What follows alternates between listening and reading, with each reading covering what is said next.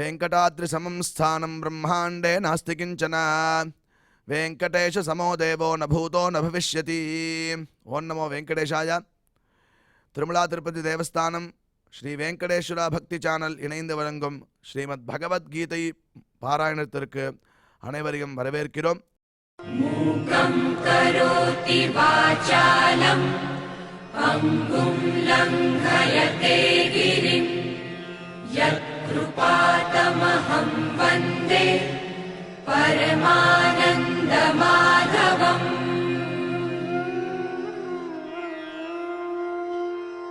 करारविन्देन पदारविन्दम् मुखारविन्दे विनिवेशयन्तम् वटस्य पत्रस्य पुटे शयानम् बालं मुकुन्दम् मनसा स्मरामि.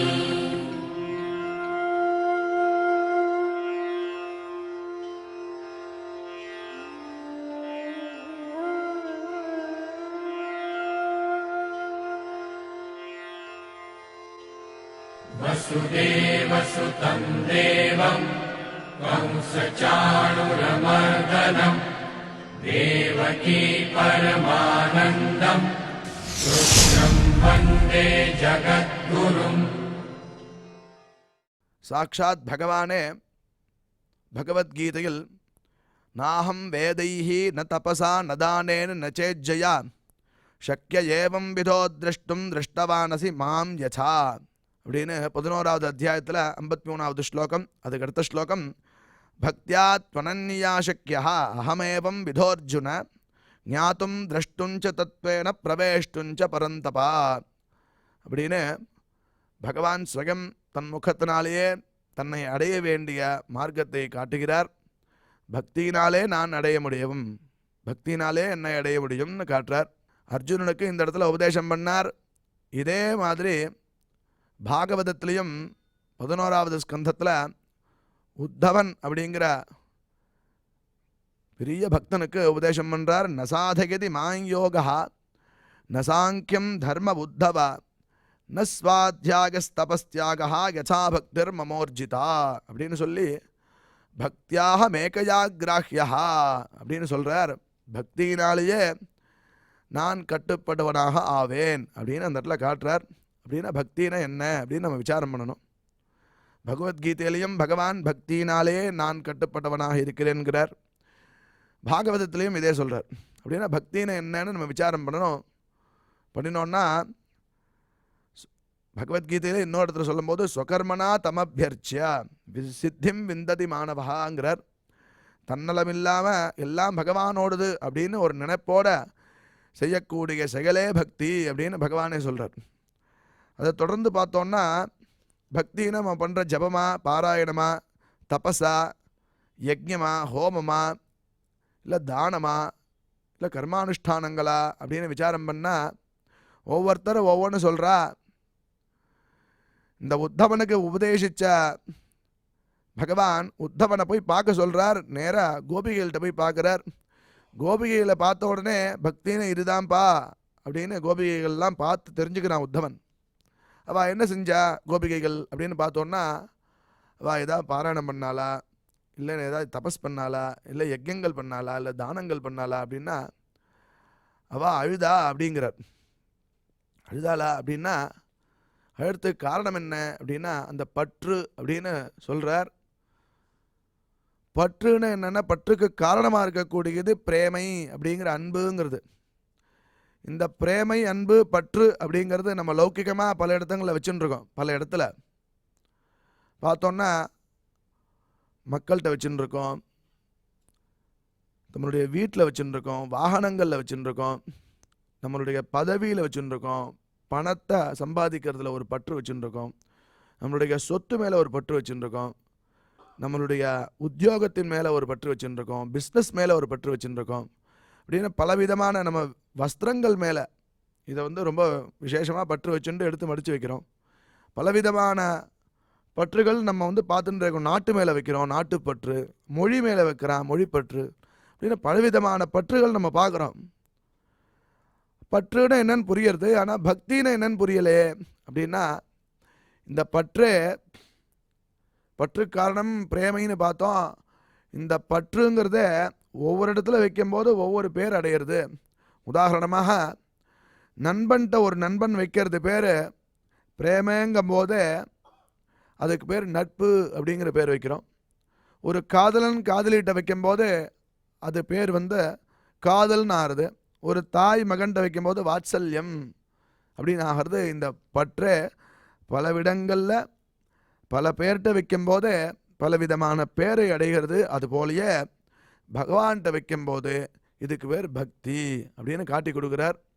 அதை சொல்கிறதுக்கு நம்மளுடைய நம்மாழ்வார் திருவாழ்மொழியில் பற்றுடை அடியவர்க்கு எளியவன் பிறர்க்கு அறியவித்தகன், பற்றுடை அடியவர்க்கு எளியவன் அப்படின்னா பக்தியோட தன்னலமில்லாமல் எவனொருவன் அவனை போய் அடையிறானோ அவனுக்கு அடைய தகுந்தவனாக இருக்கான். பிறர்க்கு அறிய வித்தகன், பிறர்க்கு அப்படின்னு சொன்னால் மற்ற சாதனங்களுக்கு அறியறதுக்கு ரொம்ப கஷ்டப்படுவான். பாக்கி உள்ள சாதனங்கள்லாம் அவனை அடைய முடியாது. பக்தி அன்புன்னு பிரேமன்னு பார்த்தோம் இல்லையா, அந்த பற்று வேணும். ஏன் அப்படின்னா எளியவே அப்படின்னு கூப்பிட்றார் கடைசியில் பாசுரத்தில். ரொம்ப சௌலபியமானவன் பகவான், அவனை அடையிறதுக்கு இதெல்லாம் வேண்டாம், அன்பு ரொம்ப முக்கியமாக தேவைப்படுறது. இதை சொல்லும்போது நம்மாழ்வார் பாதி சொல்லிட்டார், மதுரகவி ஆழ்வார் எழுதின்றிருக்கார்.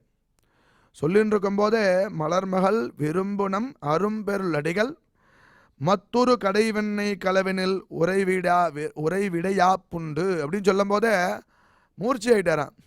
அப்பேற்பட்ட பிரம்மாதி தேவதைகளுக்கே கிடைக்க முடியாத பரமாத்மாவானவன் யசோத அவள் மத்த உடைச்சப்புறம் அவனை தூக்கி கட்டுறா உரல்ல.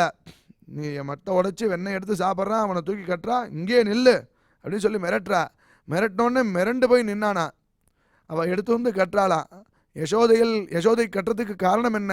இவனை கயிறு அறுக்க முடியாதா, இல்லை கட்டுப்படாமல் இருக்க முடியாதா? இருந்தாலும் கட்டுப்பட்டானா. அதுக்கு காரணம் என்னென்ன? பகவானுடைய வாத்சல்யம், பகவானுடைய சௌலபியம், யசோதையினுடைய வாத்சல்யம் அப்படின்னு காட்டி கொடுக்கறது சாஸ்திரம், நம்மளுடைய புராணங்கள்லாம். இப்படி சொன்னோடனே மதுரகவி ஆழ்வார் நம்மாழ்வார் மூர்ச்சி ஆகிட்டாராம். 6 மாதம் கழித்து ஏந்தாராம் பாக்கி சொல்கிறதுக்கு. அதுவரையும் அவருடைய சிஷ்யராகிய மதுரகவி ஆழ்வார் அதை வச்சுட்டு அப்படியே எப்போ வேணால் ஏந்திருப்பார். ஏஞ்சு சொல்லலாம். அதை எழுதுறதுக்கு திருப்பி ஏஞ்சாராம். ஏஞ்சு திருப்பி அவர் சொன்னப்புறம் திருப்பி எழுதினாராம். எந்திரம் உரலினோடு இணைந்து இருத்தேங்கிய எளியவே அப்படின்னு முடிக்கிறார். இவ்வளோ சௌலபியமான பரமாத்மாவே, நீ இவ்வளோ சௌலபியமாக இருக்க, பற்று யார்கிட்ட இருக்கோ அவன்கிட்ட தான். பற்றுன்னா இங்கே பிரேமன்னு பார்த்தோம், பக்தின்னு பார்த்தோம், அந்த அன்புன்னு பார்த்தோம். இந்த அன்பு யார்கிட்ட இருக்கோ அதுதான், அவனுக்கு தான் நான் அடங்குவேன், அவனுக்கு தான் நான் ஆட்படுவேன் அப்படின்னு பகவான் பகவத்கீதையிலையும் சொல்கிறான். அதே மாதிரி பாகவதத்திலையும் சொல்கிறான்.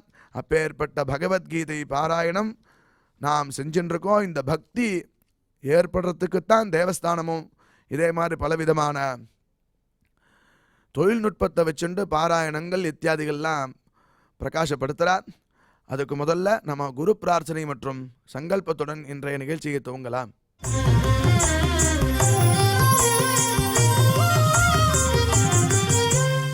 ஸ்ரீ குரு பிரார்த்தனா. குரு பிரம்மா குருர் விஷ்ணுர் குருர்தேவோ மகேஸ்வரः குரு சாக்ஷாத் பரம் பிரம்ம தஸ்மை ஸ்ரீ குரவே நமः.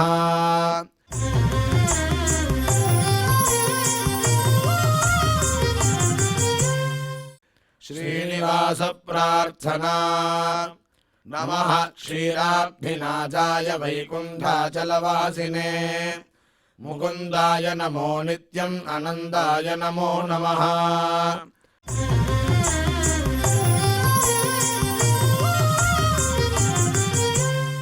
अथ श्रीमद्भगवद्गीता पारायण संकल्पः.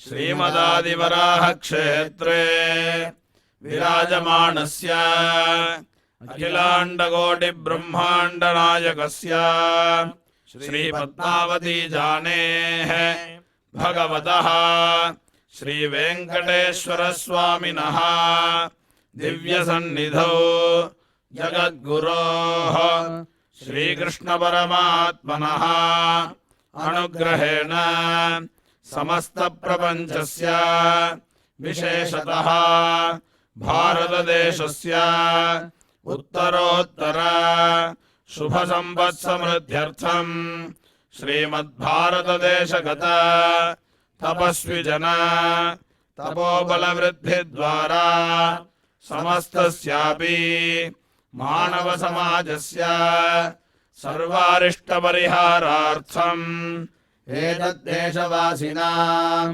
सर्वेषां सज्जनानां योगक्षेमार्थम् राष्ट्रविरोधिनां निबर्हणद्वारा जनानां चित्तशान्ति चित्तस्थैर्य सन्तोषादि अभिवृद्ध्यर्थम् एतद्देशवासिनां परस्परविद्वेष परस्परनिन्दा परस्परहिंसादीनां निवृत्त्यर्थम् परस्परसौमनस्य सिद्ध्यर्थम् समस्तपापक्षयार्थम् श्रीमन्नारायणप्रीत्यर्थम् श्रीपरमेश्वरप्रीत्यर्थम् श्रीमद्भगवद्गीतायाः अखण्डपारायणम् करिष्यामहे।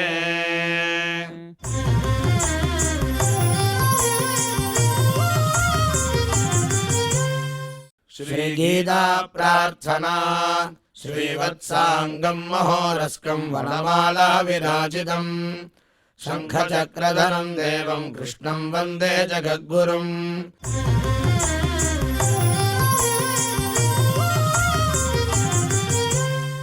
पार्थाय प्रतिबोधिताम् भगवता नारायणेन स्वयम् व्यासेन ग्रथिताम् पुराणमुनिना मध्ये महाभारतम् अद्वैतामृतवर्षिणीम् भगवतीम् अष्टादशाध्यायिनीम् अम्ब त्वामनुसन्ददामि भगवद्गीते भवद्वेषिणीम्।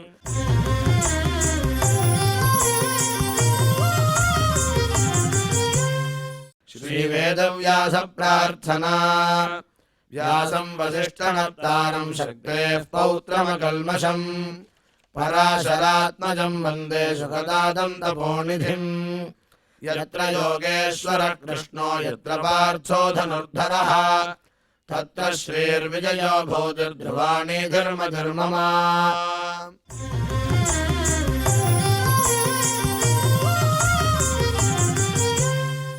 देवासुर विभागोक्ति पूर्विका शास्त्रवश्यता तच्चानुष्ठान विज्ञानस्ते हमने षोडश उच्यते। 16வது அத்தியாயத்தினுடைய சங்கிரகத்தை ஆள வந்தார். கீதார்த்த சங்கிரகத்தில் அருளி செய்கிறார். அதை அடியொற்றி சுவாமி ஸ்ரீ வேதாந்த தேசிகனும் இந்த 16வது அத்தியாயத்தினுடைய சங்கிரகத்தை அருளி செய்கிறார். தேவாசுர சம்பத் விபாக யோகம், தெய்வாசுர சம்பத் விபாக யோகம் என்று சொல்லுகிறோம். தேவர்களுக்கும் அசுரர்களுக்கும் எப்போ பார்த்தாலும் சண்டை நடந்துகிட்டே இருக்கும்.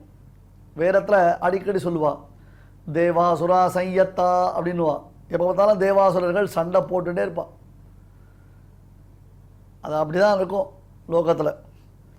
அதில் அசுரர்களுக்கு பகவத் அனுகிரகம் கிடையாது, தேவர்களுக்கு தான் பகவத் அனுகிரகம்ன்றது உண்டு. அது பிரத்யட்சமாக தெரிகிறது. தேவாசுர விபாகோக்தி பூர்விகா சாஸ்திரவஷ்யதா. இந்த 16வது அத்தியாயத்தில் சொல்லப்பட்ட விஷயம் என்ன? தெய்வம் என்றும் ஆசுரம் என்றும் 2 விதமான தன்மைகள் இந்த அத்தியாயத்தில் நன்கு தெளிவாக உபதேசிக்கப்பட்டன.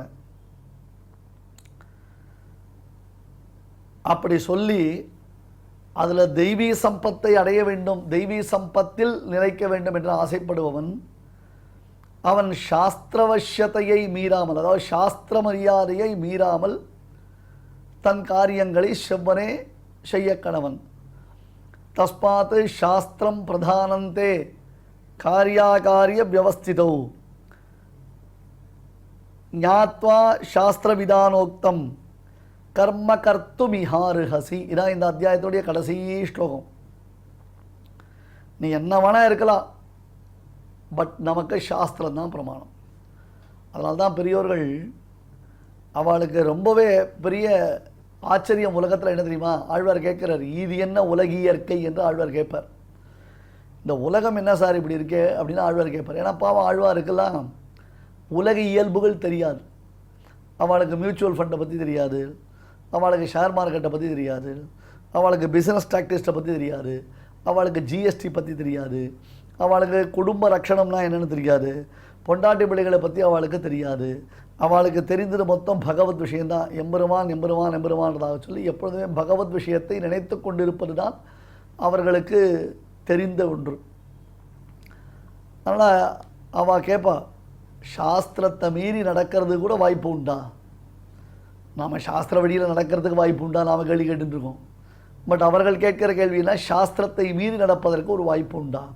அப்படிலாம் ஒன்றை நாம் யோசித்து பார்க்க முடியுமா? அப்படிலாம் நாம் சிந்தனை செய்ய முடியுமா என்று கேட்பார்கள். காரணம் என்ன? சாஸ்திரத்தை மீறின ஒரு வாழ்க்கையை வாழ்வது என்பது கற்பனையில் கூட நினைத்து பார்க்க முடியாதது. இதான் பெரியோர்களுடைய தன்மை, பண்பு, இயல்பு. சனாதன தர்மம் என்ற நம்முடைய பாரதத்தின் பெருமை பேசக்கூடிய மிகச்சிறப்பான ஒரு விசேஷம்.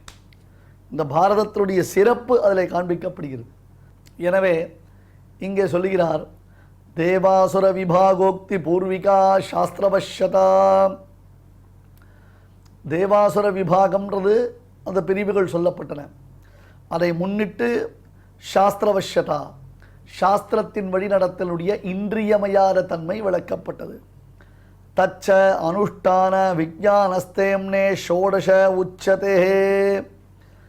அதனுடைய தத்துவம், அதுக்கு பிறகு தத்துவங்கள், அப்புறம் அனுஷ்டானம், அதில் ஞானமானது நிலைத்து நிற்பது, இவை அனைத்தும் ஷோடஷே இந்த 16வது அத்தியாயத்தில் சொல்லப்படுகிறது. இதுதான் இந்த 16வது அத்தியாயத்தில் பிரதானமாக காண்பிக்கப்படுகிறது. ஐயா, பிராணிகளில் படைப்பில், உயிரினங்களை படைப்பதில் தெய்வாம்சம் ஆசுராம்சம் என்னும் 2 மிக பெரும் பிரிவுகளை முன்னிட்டு தத்துவ விஷயத்திலும் அந்த தத்துவத்தை உணர்ந்து நாம் நடக்கும் விஷயத்திலும் நம்முடைய அறிவு ஸ்திர பிரதிஷ்டிதமாகுகைக்காக, நம்முடைய அறிவு நிலைத்து நிற்பதற்காக சாஸ்திரத்திற்கு நாம் எப்பொழுதும் உட்பட்டு நடக்க வேண்டும் என்பது 16வது அத்தியாயத்தில் தெளிவுறுத்தப்பட்டது.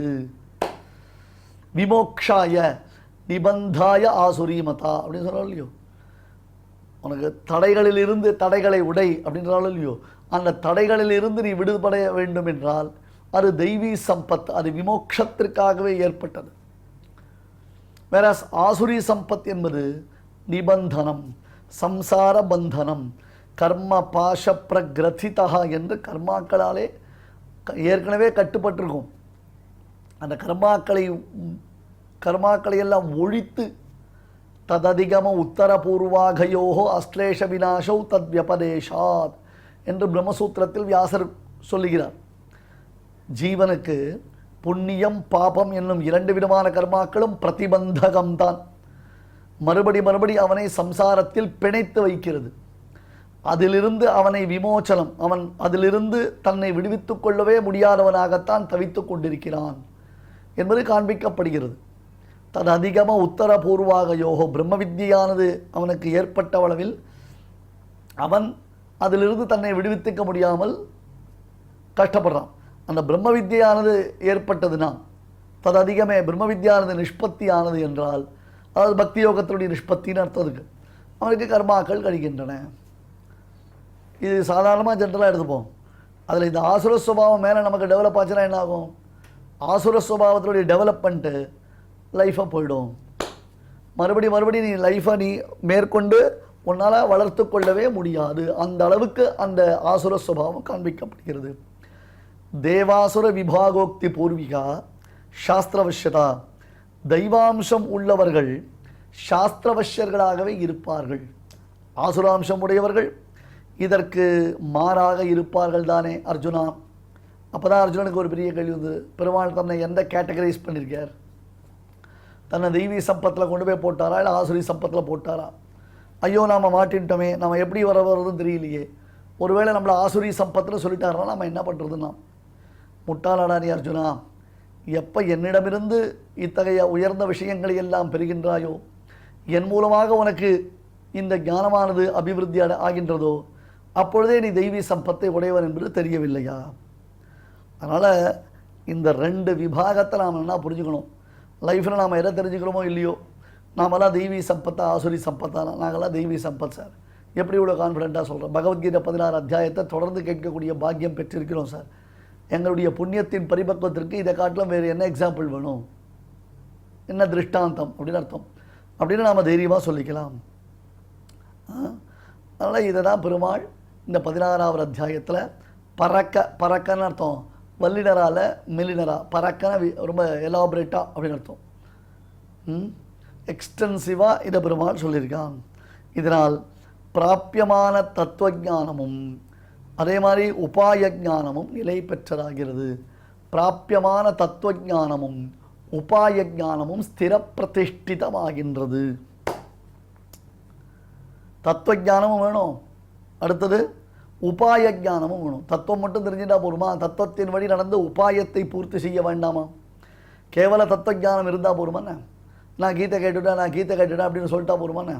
அந்த கீதையை நான் ஃபாலோ பண்ணுறேன் அப்படின்னு சொல்லணும். இது சுவாமி ஸ்ரீபாஷ்யக்காரர் பகவத் ராமானுஜர் 16, 17 இந்த 2 அத்தியாயங்களுடைய அவதாரிகை, இன்ட்ரோடக்ஷன், அதாவது 16வது அத்தியாயத்தினுடைய ஆரம்பத்திலையும் 17வது அத்தியாயத்தினுடைய ஆரம்பத்திலையும் பகவத் ராமானுஜர் இந்த விஷயத்தை எடுத்து அழகாக காண்பிக்கிறார். இது ஆளவந்தார் சொல்லியிருக்கார். தேவாசுர விபாகோக்தி பூர்விகா சாஸ்திரவஷ்யதா தச்ச அனுஷ்டான விஜானஸ்தேம்னே ஷோடச உச்சதே. தச்ச அனுஷ்டான விஜானஸ்தேம்னே, அதனுடைய அனுஷ்டானம், அதை குறித்ததான ஞானம், ஞானம் ப்ளஸ் அனுஷ்டானம். அதுதான் நம்முடைய ஆச்சாரியர்களுடைய பெருமையை சொல்லும் பொழுது, ஞானம் அனுஷ்டானம் இவை நன்றாக உடைய ஆச்சாரியனை சேர்ந்த கால் என்று சொல்லுகிறார்கள். சில பேருக்கு ஞானம் இருக்கும், அனுஷ்டானம் இருக்காது. சில பேருக்கு அனுஷ்டானம் இருக்கும், ஞானம் இருக்காது. நம்ம ஆச்சாரியர்களிடத்தை மட்டும்தான் ஞானம் அனுஷ்டானம் இவை நன்றாக உடைய ஆச்சாரியர்களை வாழலாம். 2மே அவகிட்ட இருக்குது சுவாமி. ஞான அனுஷ்டான வைராக்கிய சேவதிகள், அதனால் மேலே வைராக்கியத்தை உடையவர்கள். அதனால் தேவாசுர விபாகோக்தி பூர்விகா, திருப்பி திருப்பி இந்த ஸ்லோகத்தை சொல்கிறதே ஒரு ரசம்தான், ஒரு அழகு, அதை என்ஜாய் பண்ணலாம். தேவாசுர விபாகோக்தி பூர்விகா சாஸ்திரவஷ்யதா தச்ச அனுஷ்டான விஜானஸ்தேம்னே ஷோடச உச்சதே. அது அனுஷ்டானத்தில் நிலைத்து காண்பிக்கப்படுகிறது. அனுஷ்டான விஜானஸ்தேம்னே ஷோடச உச்சதே. இது 16வது அத்தியாயத்தில் சொல்லப்படுகிறது. ஆளவந்தாருடைய கீதார்த்த சங்கிரகம், சுவாமி வேதாந்தரேஷுடைய கீதார்த்த சங்கிரகம். ஆனை மராதவர் தேவர் அல்வழக்கோர் அசுரர் கோணை மராத குணச்செல்வா நீ குறிக்குள் மறையை பேணிய தத்துவமும் பிணியற்ற கிரிசைகளும் காண் இதனால் விஷயா என்று கண்ணன் இயம்பினனே. அழகாக சொல்லிட்டான் கிருஷ்ணன், பியூட்டிஃபுல்லாக நமக்கு எக்ஸ்பிளைன் பண்ணிட்டான். என்னுடைய ஆணையை மறுக்காமல் அதை தழுவி நடப்பவர்கள் தேவர்கள். ஆணை மறாதவர் தேவர், என்னுடைய ஆணையை மீறாதவர்கள் தேவர்கள். ஆமாம், ஸ்ருதிஸ்மிருதி மமைவாக்ஞா யஸ்தாம் உல்லங்கிய வர்த்ததே ஆக்ஞாச்சேதி மமத்ரோஹி மத் பக்தா அப்பி ந வைஷ்ணவா. பகவான் சொல்லிட்டான். இது அவனுடைய வார்த்தை. இந்த வார்த்தையை நல்லா மனசில் வச்சுக்கோங்க. நென்னலே வாய் நேர்ந்தான் அரைவரை மாயன் மணிவண்ணன் நென்னலே வாய் நேர்ந்தான். ஏற்கனவே பெருமாள் சொல்லிட்டான். ஸ்ருதிஹி ஸ்மிருதிஹி மமைவாக்ஞா. ஸ்ருதி, அந்த ஸ்ருதியினுடைய அர்த்த விவரணமான உபபிரம்மணங்களான இதிகாச புராணங்கள், ஸ்மிருதி வாக்கியங்கள். மமைவாக்ஞா, என் கட்டளையே சாசனம். ஸ்ருதிஹி ஸ்மிருதிஹி மமைவாக்ஞா யஸ்தாம் உல்லங்கிய வர்த்தனை. நன்னா யோசிச்சுப்பார். இதை யாராவது ஒருத்தன் மீறான், இஷ்டத்துக்கு நான் அப்படி தான் இருப்பேன், நான் இப்படி தான் பண்ணுவேன், எனக்கு யாரும் இல்லை. இந்த பவுண்டரக வாசுதேவன் ஒருத்தர் கதையை பார்த்தோம். கம்சன், ராவணன், சிசுபாலன் இவர்கள்லாம் பார்த்துருக்கோம். இவெல்லாம் என்ன பண்ணுறான்? அசால்ட்டாக பகவானுடையதான கட்டளைகளை மீறி நடக்கிறார். நாங்கள் அதை விட எங்கள் இஷ்டம் சார், பெருமாள்லாம் என்ன பண்ண முடியும், யார் இருக்கா அப்படின்னு இரண்யகசிபு கொக்கரிச்சான், கொழுப்பெடுத்து திரிஞ்சான். ஸ்ருதிஹி ஸ்மிருதிஹி மமைவாக்ஞா யஸ்தாம் உல்லங்கிய வர்த்ததே. இந்த கட்டளையை ஒருவன் மீறினானேயானால், அரசாங்கத்தில் ஒரு சட்டம் போட்டிருக்கா, நான் சட்டத்தை மதிக்க மாட்டேன் அப்படின்னு ஒருத்தன் சொல்கிறான். ஆக்ஞாச்சேதி. அவன் யார் அப்படின்னு கேட்டால் ஆக்ஞாச்சேதி, கட்டளையை மீறியவன். மம துரோகி, எனக்கு பெரும் துரோகத்தை செய்பவன்.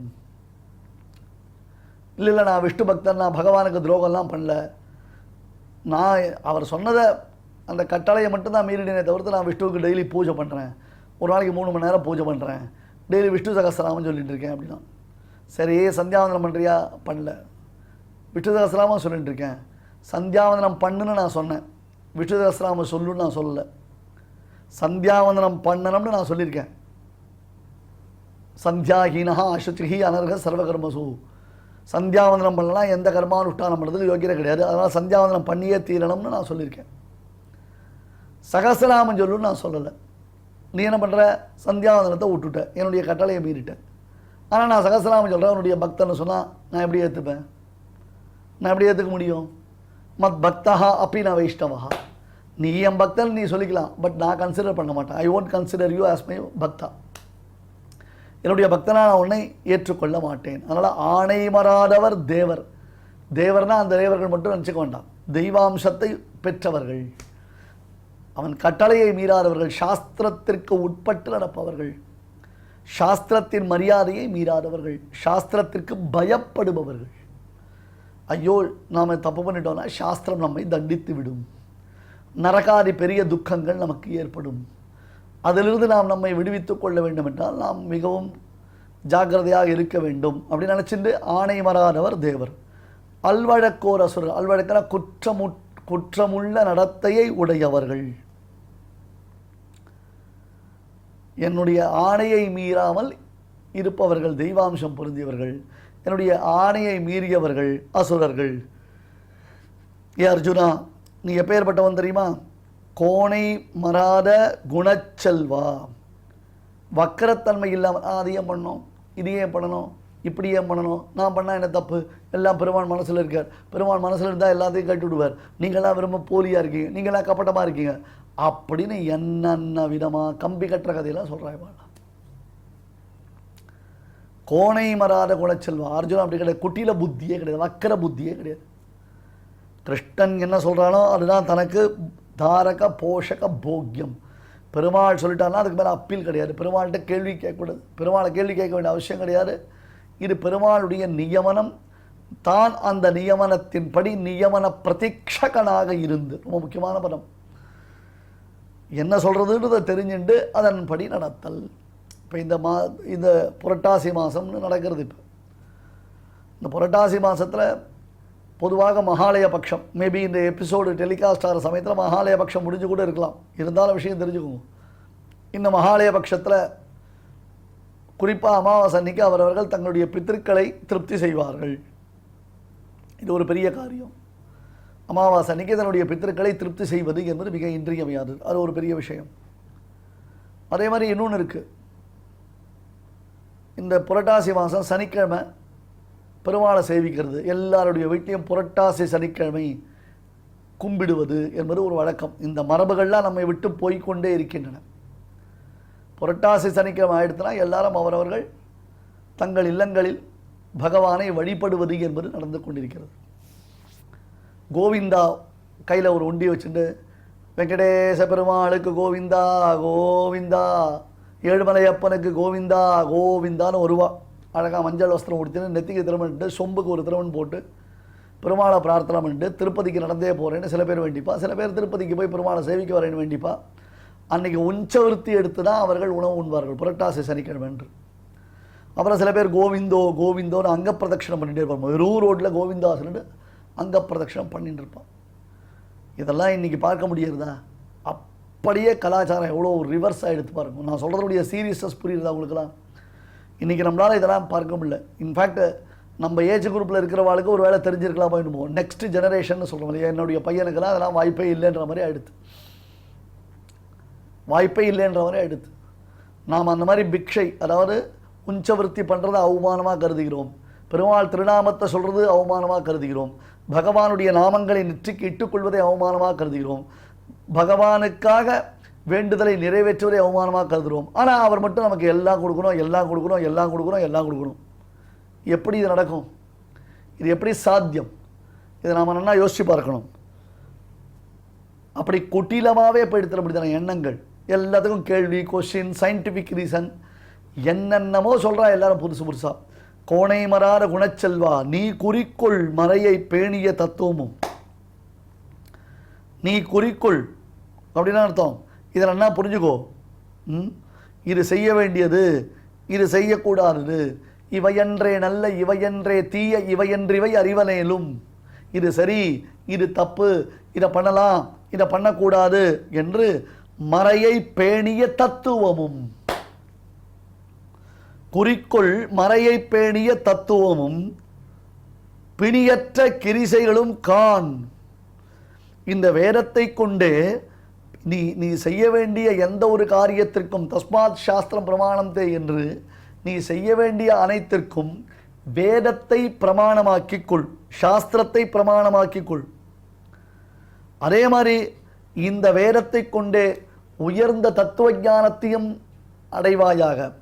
அந்த வேதத்தை கொண்டே அவர தத்துவம், பரதத்துவமான பகவான், அவர தத்துவமான மற்ற விஷயங்கள், பரதத்துவத்துக்கும் அவர தத்துவத்திற்கும் இருக்கக்கூடிய வித்தியாசம், பரதத்துவத்துடைய மேன்மை, அவர தத்துவத்துடைய கீழ்மை, சிறுமை, இதுக்கெல்லாம் யாரை கேட்கணும்?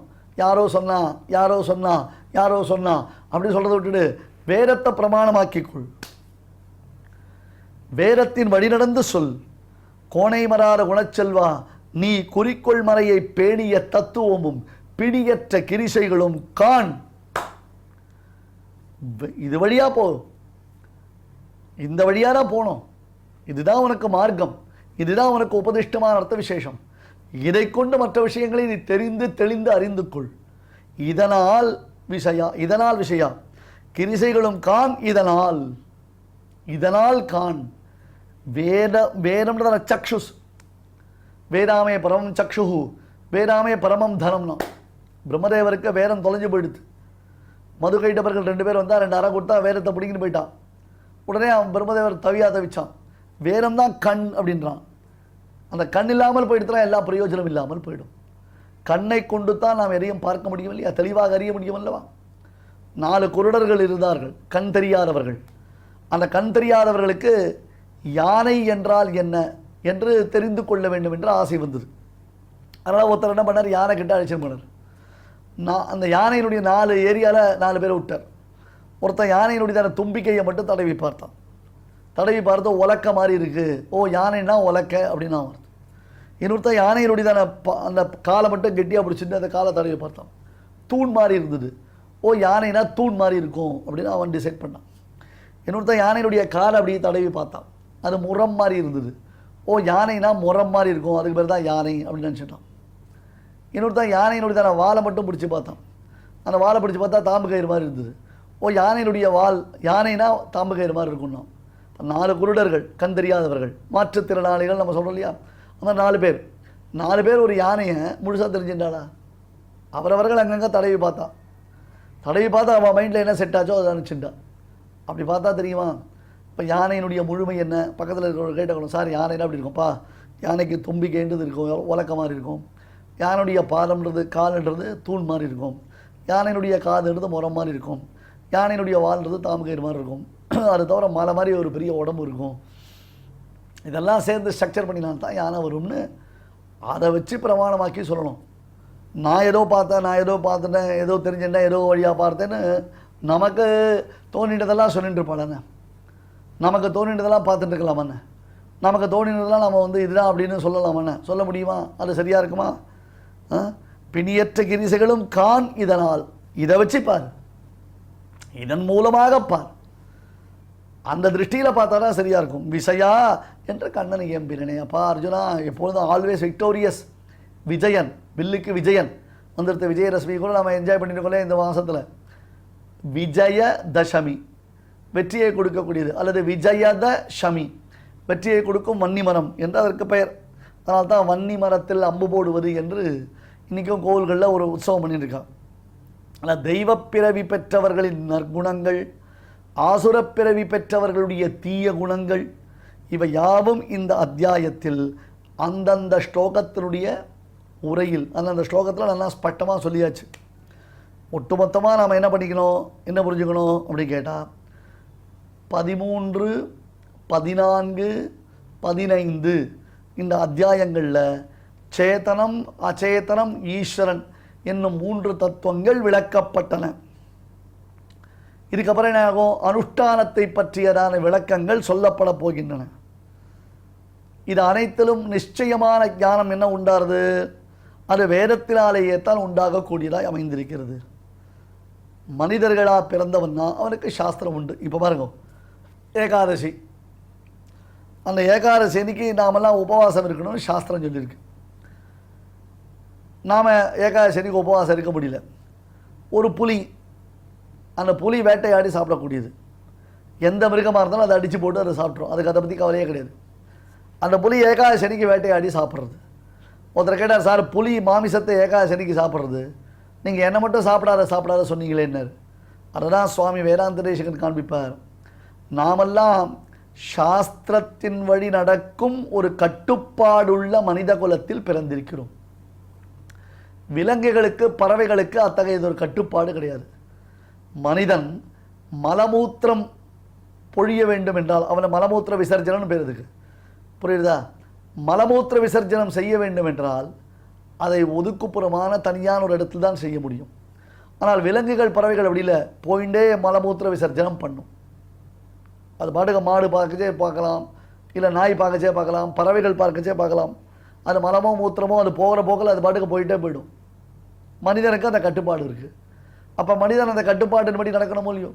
என்னதான் வெக்கமான ரோஷம் இல்லாத மனிதனாக இருந்தால் கூட மலமூத்திர விசர்ஜனம் போயிட்டே பண்ண முடியுமோ? அது அவனுக்கே அருவருப்பாக இருக்குமே. ஆனால் விலங்குகளுக்கு அப்படி இல்லையே. அப்போ நாம் ஒரு கட்டுப்பாட்டினுடையதான அடிப்படையில் பிறந்தவர்கள், அந்த கட்டுப்பாட்டினுடைய அடிப்படையில் வாழ்க்கையை நிறைய கொண்டு வருங்கள். இப்போ நமக்கு சில விரதங்கள், சில உபவாசங்கள், சில விசேஷங்கள், சில புண்ணிய காலங்கள், சில விரதோபவாச அனுஷ்டானங்கள் விதிக்கப்பட்டிருக்கின்றன. அது எதனால் உண்டாருது? எதை கொண்டு நாம் அதை அறிய வேண்டும்? வேதத்தினால் தான் அறிய வேண்டும். வேதம் தான் சாஸ்திரம். ஆணை மாறாதவர் அப்படி சொல்லுவா. ஆணை மாறாதவர் என்று சொல்வது சரி. ஆணை மாறாதவர் தேவர். இதனால் தெய்வ சம்பத்தானது விளக்கப்படுகிறது.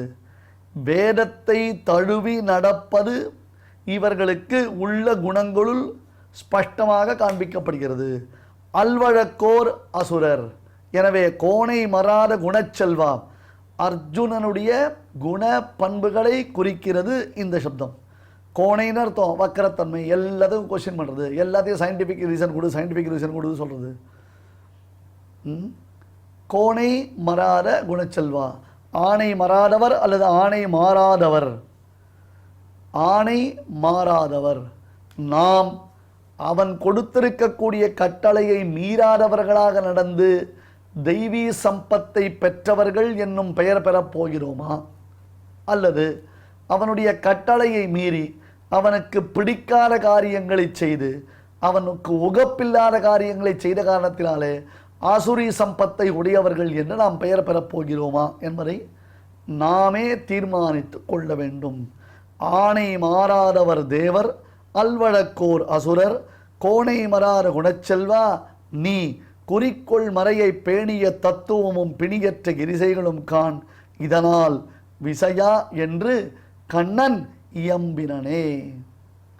ஸ்ரீமதே பகவதே பாஷ்யகாராய நமஹ. தெய்வத்தை ஆராதிக்கும் உன்னதமான வழிகளில் முதன்மையானது நாம சங்கீர்த்தனமே. அதை பற்றி சாஸ்திரம் சொல்லும் பொழுது கிருஷ்ணானுஸ்மரணாதேவ பாபசங்காத பஞ்சரம் சததா பேதமாயாதி கிரிர் வஜ்ரஹதோ யசா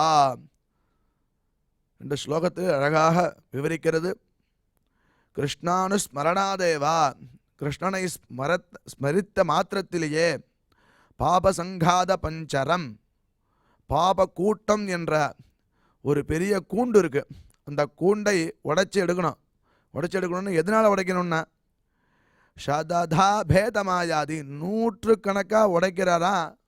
எப்படி, யார் அப்படின்னு கேட்டோன்னே கிரிர் வஜ்ரஹதோ யசா, பெரிய பெரிய மழைகள்லாம் இந்திரன் வஜ்ராயுதத்தினால அடித்தா எப்படி உடஞ்சுதோ பழைய நாளில் மறைகளுக்கெல்லாம் ரெக்கை இருந்துதான், அதெல்லாம் ரெக்கைகள்லாம் சித்வா பண்ணினானா. அதனால தான் மெய்னாக பருவம் சமுத்திரத்தில் போய் ஒழிஞ்சுண்டுதான்.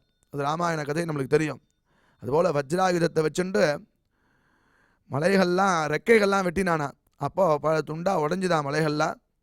அது எப்படி உடஞ்சுதோ அதுபோல் பாப்ப சங்காதமானது, பாப்ப கூட்டமானது கிருஷ்ணனை ஸ்மரித்த மாத்திரத்திலேயே ஓடிடும் அப்படின்னு சொல்லப்படுறது. அப்பேற்பட்ட கிருஷ்ணானுஸ்மரணமாகிய நாம சங்கீர்த்தனத்தை இப்போ நாம் அனைவரும் கேட்டு மகிழ்வோம். ಮನಶುದ್ಧಿಯಿಲ್ಲದವಗೆ ಮಂತ್ರದ ಫಲವೇಣು. ಮನಶುದ್ಧಿಯಿಲ್ಲದವಗೆ ಮಂತ್ರದ ಫಲವೇಣು. ತನು ಶುದ್ಧಿಯಿಲ್ಲದವಗೆ ತೀರ್ಥದ ಫಲವೇಣು.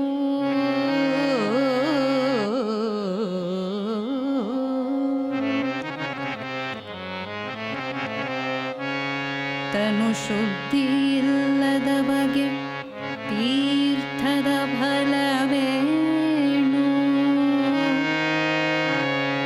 ಮಿಂದಲ್ಲಿ ಫಲವೇಣು ಮೀನು ಮೊಸಳೆಯಂತೆ.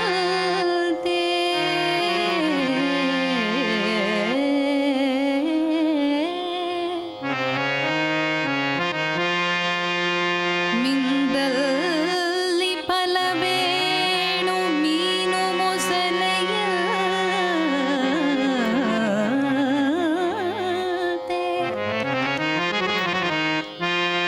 ಮಿಂದಲ್ಲಿ ಫಲವೇಣು ಶ್ರೀಶೈಲದ ಕಾಕಿಯಂತೆ.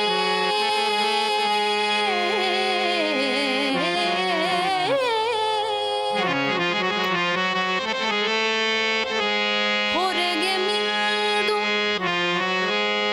ಒಳಗೆ ಮೀಯದವರ ಕಂಡು. ಹೊರಗೆ ಮಿಂದು ಒಳಗೆ ಮೀಯದವರ ಕಂಡು. ಒಳಗೆ ಮಿಂದು ಒಳಗೆ ಮೀಯದವರ ಕಂಡು. ಬೆರಗಾಗಿ ನಗುದಿತ್ತ ಪುರಂದರ ವಿಠಲ.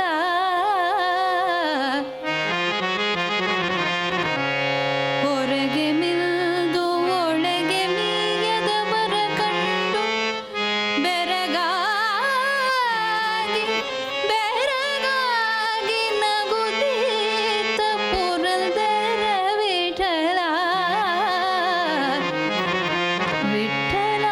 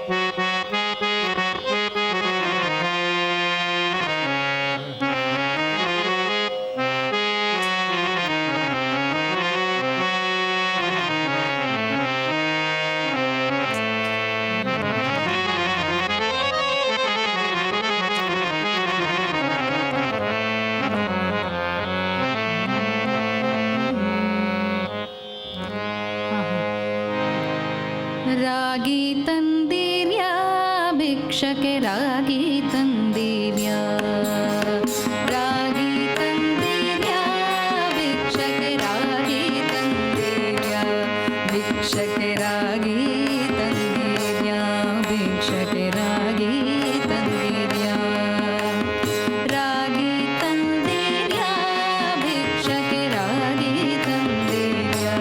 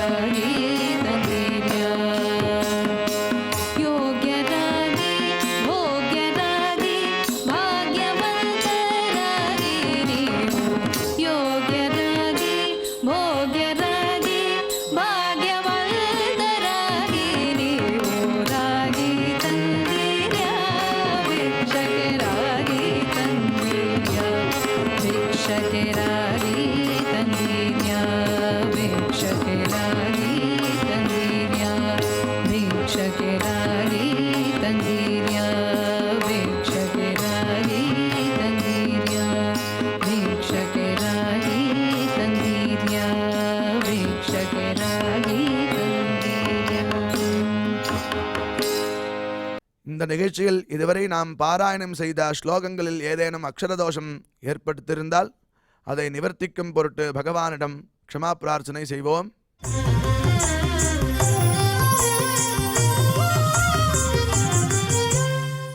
अथ क्षमा प्रार्थना यदक्षरपदभ्रष्टं मात्राहीनं च यद्भवेत् तत्सर्वं क्षम्यतां देवनारायण नमोऽस्तु ते.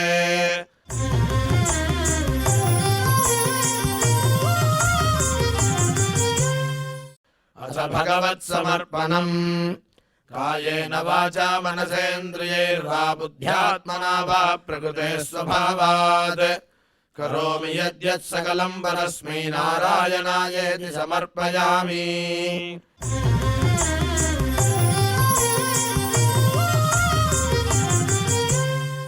अथ लोकक्षेम प्रार्थना सर्वे भवन्तु सुखिनः सर्वे सन्तु निरामयाः सर्वे भद्राणि पश्यन्तु मा कश्चित् दुःखभाग् भवेत्. பகவானுடைய கிருபை நாம் அனைவருக்கும் கிடைக்க வேண்டி மங்களாசாசனத்துடன் இன்றைய நிகழ்ச்சி நிறைவு பெறுகிறது. நாளை மீண்டும் இதே நிகழ்ச்சியில் சந்திக்கலாம். ஓம் நமோ வெங்கடேஷாய.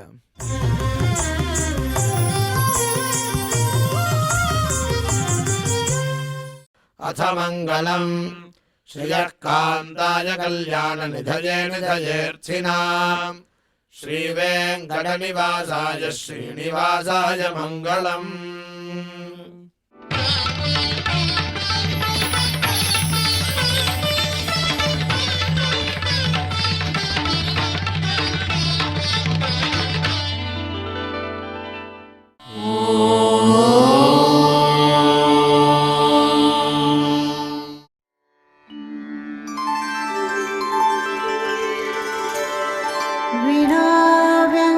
विनाव्यङ्कटेशं ननाथो ननाथः सदा व्यङ्कटेशं स्मरामि स्मरामि. हरे व्यङ्कटेश प्रसीद प्रसीद. प्रियं वेङ्कटेश प्रयच्छ प्रयच्छ.